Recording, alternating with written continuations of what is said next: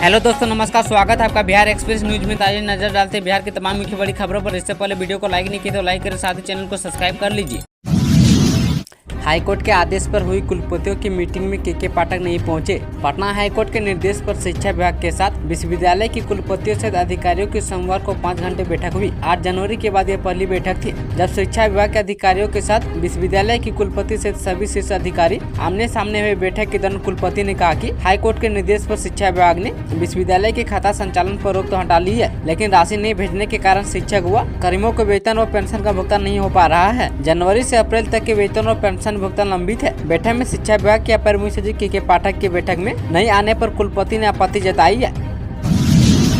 NEET exam में पूर्णिया में भी खेला नीतीश कुमार समेत 4 मुन्ना भाई गिरफ्तार। बिहार में नीट यूजी 2024 की परीक्षा में पटना के अलावा राज्य के कई जिलों में भारी खेला हुआ है। पूर्णिया में एक एग्जाम सेंटर से 5 परीक्षार्थियों को पकड़ा गया है जो दूसरे के स्थान पर परीक्षा दे रहे थे। इनकी गिरफ्तारी पूर्णिया के DAV स्कूल एग्जाम सेंटर से हुई है। पकड़े गए चारों छात्र विभिन्न वर्षों के मेडिकल स्टूडेंट है। परीक्षा देने पहुंचे 4 फर्जी छात्रों को पुलिस ने गिरफ्तार किया है। इनमें राजस्थान से एक और बिहार के 3 अलग अलग जिले से हैं। ये सभी छात्र दूसरे के एडमिट कार्ड लेकर परीक्षा केंद्र पर पहुंचे थे। ये फर्जीवाड़ा बायोमेट्रिक वेरिफिकेशन के दौरान पकड़ में आ गए हैं। स्कूल प्रबंधन ने इन सभी को पुलिस को सौंप दिया है। पूछताछ में इन्होंने स्वीकार किया है कि ये सभी दूसरे की जगह परीक्षा देने आए थे। नीट क्लियर करने के लिए उनकी 5 से 10 लाख रुपए की प्रति छात्र में डील हुई थी।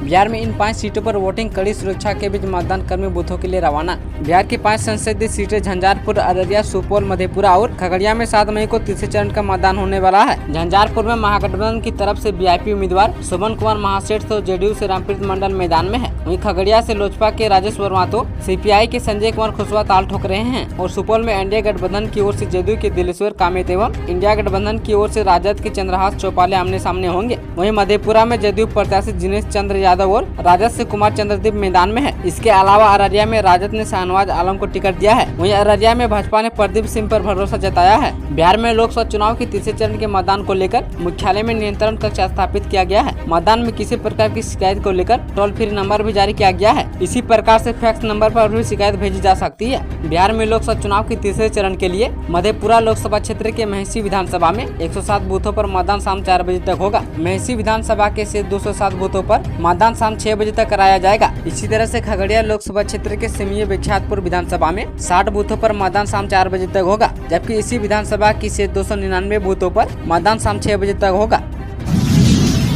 बीजेपी गाली दे रही पवन सिंह के सपोर्ट में उतरे पप्पू यादव। पूर्णिया सीट से निर्दलीय लोकसभा प्रत्याशी पप्पू यादव ने पवन सिंह को लेकर अपनी प्रतिक्रिया दी है। उन्होंने कहा कि भोजपुरी अभिनेता पवन सिंह का अगर भाजपा से मोह भंग हो जाता है तो पवन सिंह को मेरा फुल सपोर्ट रहेगा। पप्पू ने कहा कि पवन सिंह ने भाजपा को आंख दिखाकर निर्दलीय खड़ा होने का कराकाट से फैसला किया तो भाजपा इन्हें गाली दे रही है। मनोज तिवारी, दिनेश लाल यादव, निरहुआ और रवि किशन सभी भाजपा के साथ है। उक्त बातें पप्पू यादव ने हाजीपुर में कही है। उन्होंने कहा कि भाजपा के पास कोई मुद्दा नहीं है, भाजपा सिर्फ गांधी परिवार को गाली देने का काम करती है। अरविंद केजरीवाल और हेमंत सोरेन को जबरन जेल में बंद कर दिया है। पप्पू यादव ने इस दौरान तेजस्वी यादव पर भी जमकर निशाना साधा है।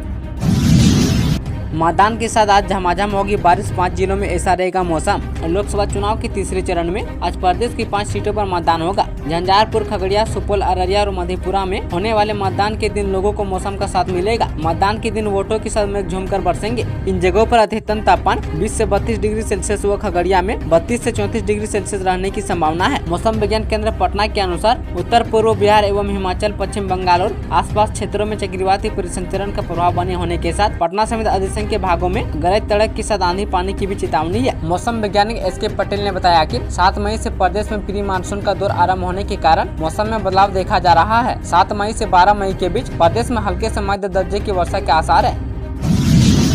आज सारण में सत्ता का संग्राम, लोकसभा चुनाव के बहाने चाय पर चर्चा। सारण लोकसभा सीट 2014-2019 में भारतीय जनता पार्टी के खाते में गई थी। इससे पहले 2 बार लगातार 2004 और 2009 के लोकसभा चुनाव में राष्ट्रीय जनता दल के सुप्रीमो लालू यादव यहां के सांसद रहे थे। उन्होंने दोनों वर्तमान सांसद और भाजपा प्रत्याशी राजीव प्रताप रूडी को हराया था। इसके बाद से 2014 के लोकसभा चुनाव में राजद की तरफ से लालू यादव की पत्नी राबड़ी देवी चुनावी मैदान में थी। इस बार रूडी ने उन्हें हरा दिया था। 2019 में भी रूडी ने लालू यादव की समधी चंद्रिका राय को हरा दिया। अब बात 2024 के चुनाव की कर लेते हैं। इस बार भाजपा ने सारण लोकसभा सीट से सांसद राजीव प्रताप रूडी को ही अपना उम्मीदवार बनाया है। वहीं राजद की तरफ से लालू यादव की बेटी रोहिणी आचार्य मैदान में है। बिहार में अभी कांग्रेस के प्रत्याशी पर खतरा, नाबालिग के शारीरिक उत्पीड़न का केस, बेटा गिरफ्तार। पुलिस ऐसे केस में इंतजार नहीं करती है, लेकिन इसमें कार्रवाई के लिए 25 दिन गुजार दिए। इतना समय गुजारा कि जिस पिता ने अपनी बेटी के शारीरिक शोषण की बात उजागर करते हुए थाने में प्राथमिकी दर्ज कराई थी, उसे खुद एक संशोधित शपथ पत्र दाखिल कर अहम आरोपी का नाम निकालना पड़ा है। इतना बड़ा है कि लोकसभा चुनाव में कांग्रेस को बिहार से अपना एक प्रत्याशी बदलना पड़ सकता है। सासाराम से कांग्रेस प्रत्याशी मनोज भारती उर्फ मनोज राम का बेटा उज्जवल राम गिरफ्तार हो गया है, लेकिन प्राथमिकी में शामिल उसके पिता को शपथ पत्र के आधार पर पुलिस ने जांच के दायरे से कुल मिलाकर निकाल ही दिया है। कैमूर एसपी कह रहे हैं कि मामले की जांच चल रही है। हालांकि वह भी बता रहे हैं कि लड़की के कोर्ट में दिए बयान और उसके पिता के संशोधित शपथ पत्र के आधार पर मनोज राम पर कार्रवाई नहीं की गई है। लोकसभा चुनाव के तीसरे चरण में इन उम्मीदवारों के भाग्य का होगा फैसला। लोकसभा चुनाव के तीसरे चरण में बिहार की 5 लोकसभा सीटों पर वोटिंग होनी है। ऐसे में तीसरे चरण के चुनाव को लेकर बिहार के तमाम राजनीतिक दलों की धड़कनें बढ़ी हुई है। एक तरफ एनडीए को अपनी सिटिंग सीट बचाने की चुनौती है, तो वहीं दूसरी तरफ आरजेडी और मुकेश सहनी की जज भी दांव पर लगी हुई है। दरअसल तीसरे चरण में बिहार के झंझारपुर, सुपौल, मधेपुरा, खगड़िया और अररिया सीट पर मतदान होने वाला है। ऐसे में इन सीटों को जीतने के लिए एनडीए और महागठबंधन की तरफ से पूरी ताकत झोंक दी गई है। एनडीए की तरफ से प्रधानमंत्री नरेंद्र मोदी से लेकर गृह मंत्री अमित शाह और नीतीश कुमार जैसे बड़े एनडीए नेताओं ने रैली कर वोट मांगा है। वहीं दूसरी तरफ महागठबंधन की तरफ से तेजस्वी यादव और मुकेश सहनी ने पूरी ताकत झोंक दी है। तीसरे फेज की अगर बात करें तो झंझारपुर सीट पर जहां से जेडीयू से सांसद रामप्रीत मंडल फिर से उम्मीदवार है, वहीं महागठबंधन ने एनडीए की वोट बैंक माने जाने वाले वेस्ट जाति के सुमन महासेठ को वीआईपी से मैदान में उतार कर एनडीए की परेशानी बढ़ा दी है। इन दोनों को बीएसपी के गुलाब यादव टक्कर देकर मुकाबले को त्रिकोणीय बना दिया है। 10 मई को मनाया जाएगा अक्षय तृतीया का पर्व। विष्णु संग मां लक्ष्मी की बरसेगी कृपा। सनातन धर्म में वैशाख मास को पुण्य मास माना गया है। मास में श्री हरि के साथ माता लक्ष्मी की असीम कृपा बरसती है। ज्योतिष शास्त्र में अक्षय तृतीया को सर्वश्रेष्ठ सिद्ध मुहूर्त माना जाता है। वैशाख शुक्ल तृतीया तिथि 10 मई शुक्रवार को रोहिणी नक्षत्र व रवि योग में अक्षय तृतीया का पर्व मनेगा। इस दिन गंगा स्नान करने के साथ दान पुण्य व सोने चांदी की खरीदारी करना शुभ माना जाता है। इस दिन शुभ कार्य करने से गोदान फल की प्राप्ति होती है। ईडी मामले में जेडीयू एमएलसी राधाचरण शाह के बेटे को 9 महीने बाद मिली बड़ी राहत। हाईकोर्ट ने बालू के अवैध कारोबार और उसके सिंडिकेट में आरोपित जेडीयू के एमएलसी राधाचरण शाह के पुत्र कन्हैया प्रसाद को सोमवार को नियमित जमानत दे दी है। कन्हैया प्रसाद पिछले 9 महीने से जेल में थे। न्यायाधीश डॉक्टर अंशुमान की एकल पीठ ने कन्हैया प्रसाद की नियमित जमानत याचिका पर सुनवाई करते हुए इसकी स्वीकृति दे दी है। अधिवक्ता एसडी संजय एवं केंद्र सरकार के एडिशनल सॉलिसिटर जनरल डॉक्टर के एन सिंह और केंद्र सरकार के अधिवक्ता तुहिन शंकर की दलील सुनने के बाद कोर्ट ने यह आदेश दिया है। कोर्ट ने मामले का अवलोकन कर पाया कि याचिकाकर्ता पिछले 9 महीने से जेल में बंद है। इस मामले में जांच एजेंसी ने आरोप पत्र भी समर्पित कर दिया है। चुनाव भर जेब में लेकर ना घूमे, इतना केस पकड़े जाने पर हो जाएगी मुश्किल। लोकसभा चुनाव को लेकर प्रशासन अलर्ट मोड पर है। जेब में लिमिट से अधिक केस लेकर चलना भारी पड़ सकता है। चुनाव आयोग की गाइडलाइन के अनुसार 50,000 से अधिक केस लेकर चलते हैं तो हिसाब देना होगा। सड़क पर जांच टीम चेकिंग कर रही है। पकड़े जाने पर बताना होगा इतने पैसे कहां से मिले। दस्तावेज न दिखाने पर आचार संहिता के प्रावधानों के तहत नकदी जब्त कर ली जाएगी। जेडीयू ने अग्निगांव सीट से पूर्व एमएलए प्रभुनाथ प्रसाद को दिया टिकट। आरा जिले के भोजपुर के अग्निगांव विधानसभा के उपचुनाव में जेडीयू ने पुराने चेहरे को एक बार फिर से मैदान में उतारा है। एनडीए गठबंधन की ओर से जेडीयू के प्रत्याशी के तौर पर पूर्व विधायक प्रभुनाथ प्रसाद को टिकट मिला है। रविवार को पटना में जेडीयू के राष्ट्रीय अध्यक्ष सीएम नीतीश कुमार ने प्रभुनाथ प्रसाद को सिंबल दिया है। बता दें कि अग्निगांव विधानसभा में पूर्व विधायक मनोज मंजीर को एक हत्या के मामले में सजा सुनाई जाने के बाद विधायकी गंवानी पड़ी थी। ऐसे में लोकसभा के साथ अग्निगांव विधानसभा में उपचुनाव भी कराया जा रहा है।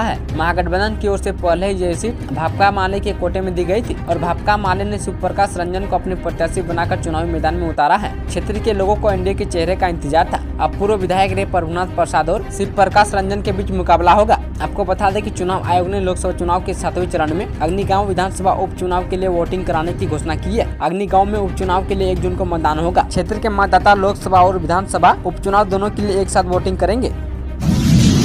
मुंगेर में आग ने मचाया तांडव, 40 से अधिक घर जलकर हुए राख। बिहार के मुंगेर जिले में आगलगी की बड़ी घटना हुई है। सोमवार की सुबह आग ने यह जमकर तांडव मचाया है। आगलगी की घटना में 40 से अधिक घर जल गए हैं। भारी मशक्कत के बाद दमकल की टीम ने आग पर काबू पाया है। हालांकि तब तक लाखों की संपत्ति जलकर राख हो गई थी। घटना मुस्पिल थाना क्षेत्र के करारी टोला तोसिर गाँव की है। इस आगलगी में किसी के हताहत होने की सूचना नहीं है। बताया जाता है कि 1000 से अधिक बोरा अनाज इस आगलगी की भेंट में चढ़ गया है। इन घरों में एक भी सामान नहीं बचा है। आगलगी में 50 लाख से अधिक की संपत्ति के नुकसान का अनुमान लगाया जा रहा है। हालांकि गनीमत की बात यह है कि इसमें किसी की जान नहीं गई है। अग्नि पीड़ितों ने सरकार और जिला प्रशासन से मदद की गुहार लगाई है। मौके पर पहुंची प्रशासन की टीम क्षति की आकलन कर रही है।